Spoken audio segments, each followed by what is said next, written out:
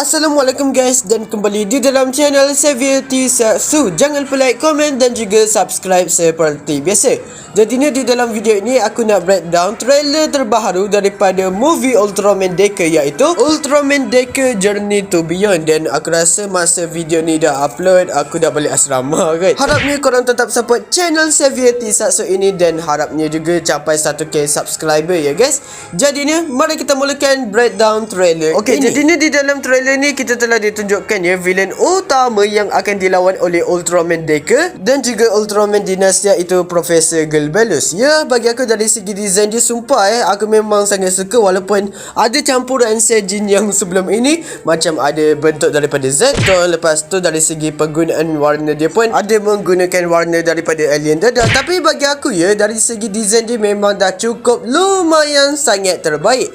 Dan kita tengok dari sini dia punya tujuan adalah untuk menakluki alam semesta, dan seperti biasa bumi akan dijadikan sebagai sasaran ya.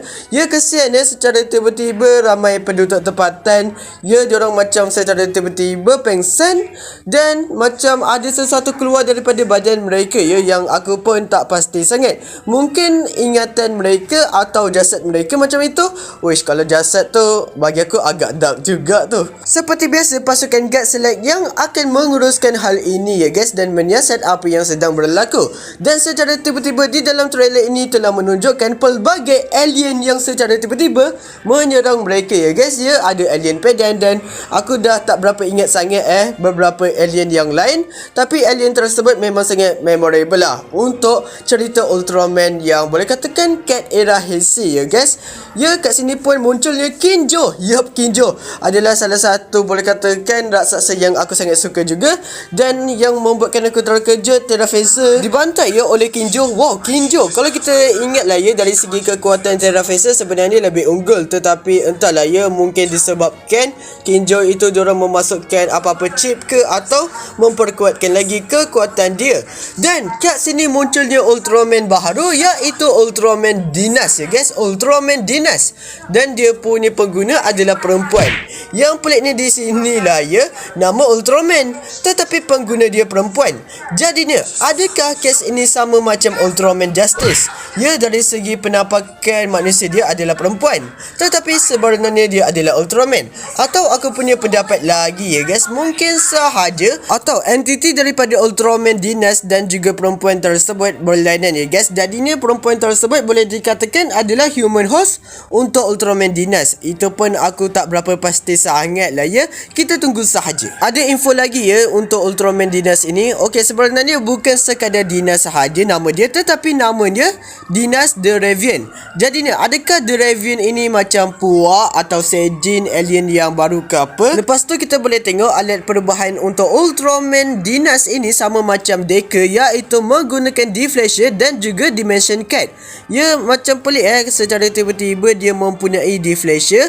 Jadinya adakah Ultraman Dinas dan juga Ultraman Deca ini ada kaitan atau tidak lah ya. Dari segi kekuatan Ultraman Dinas pun diterangkan pada info ini bahawa kekuatan dan kelajuan dia boleh katakan lemah. Yup, memang lemah, macam tak berapa kuat sangat macam itu.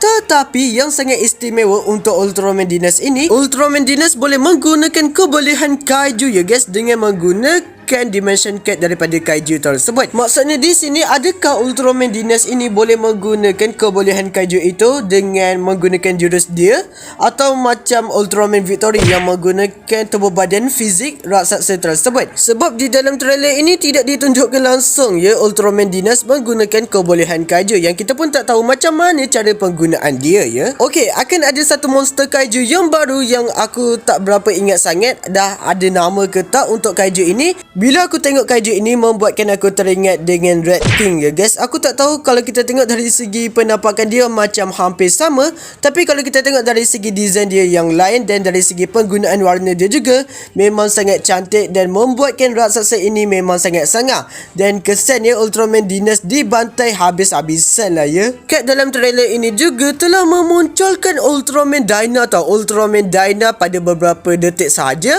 dan yang membuatkan aku macam tertanya sebenarnya adakah Ultraman Dyna akan comeback semula di dalam movie Ultraman Deca? Ya, dia pernah muncul kat series Ultraman Deca sebagai fan service sahaja, tetapi adakah dalam movie Ultraman Deca ini dia akan diberikan peranan penting atau dalam kepala fikiran aku ini terfikir sahaja yang itu sekadar flashback. Ya, sekadar flashback sahajalah ya.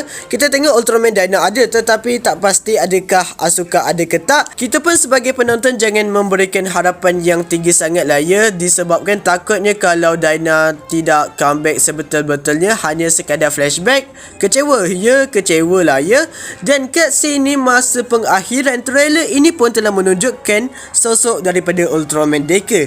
Ya, mestilah Ultraman Deca akan comeback lagi ya guys, disebabkan ini kan dia punya movie. Takkanlah movie Ultraman Deca tapi tak ada Deca. Yang membuatkan aku tertanya juga, macam mana Asumi Kanata berubah lagi menjadi Ultraman Deca? Adakah Deflasher dan juga Dimension Cat muncul macam itu sahaja ke? Atau ya Ultraman Deca muncul disebabkan pengaruh daripada Asumi Deca atau disebabkan oleh Ultraman Dinas? Ya, kita kena nantikan sahajalah ya, disebabkan walaupun ini trailer yang kedua lah ya, seingat aku tak banyak sangat lagi lah ya info yang kita boleh ambil. Aku harapkan movie Ultraman Deca ini tidak mengecewakan kita ya guys, disebabkan dari segi trailer dia membuatkan aku sangat tertarik.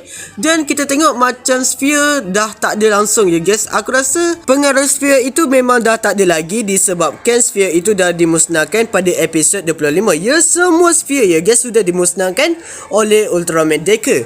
Dan macam mana ni Spider-Man? Mana Spider-Man ni, tak ada comeback ke? Kita tak tahulah ya, tapi bagi aku kalau Ultraman Trigger comeback dalam movie Ultraman Deca ini, ya sangat menarik sahajalah ya. Ya, kalau korang tanya kat aku, dia punya trailer ni macam vibe untuk cerita movie Ultraman yang mana lah kan, dari segi poster dia, dari segi suasana di dalam trailer inilah kan. Bagi aku dia punya vibe itu macam yang movie Ultraman Cosmos dengan Ultraman Justice tu yang semasa debut daripada Ultraman Legend ya guys. Itu pun aku tak pasti kalau movie ini dapat menjadi sebagus macam movie Ultraman Cosmos. Kita kena doakan sahajalah ya. Jadinya itu sahajalah aku punya pembahasan breakdown trailer Ultraman Deca Journey to the Beyond. Jadinya itu sahaja, jangan lupa like, komen dan juga subscribe seperti biasa. Jumpa pada video selanjutnya dan salam dari Malaysia. Bye bye.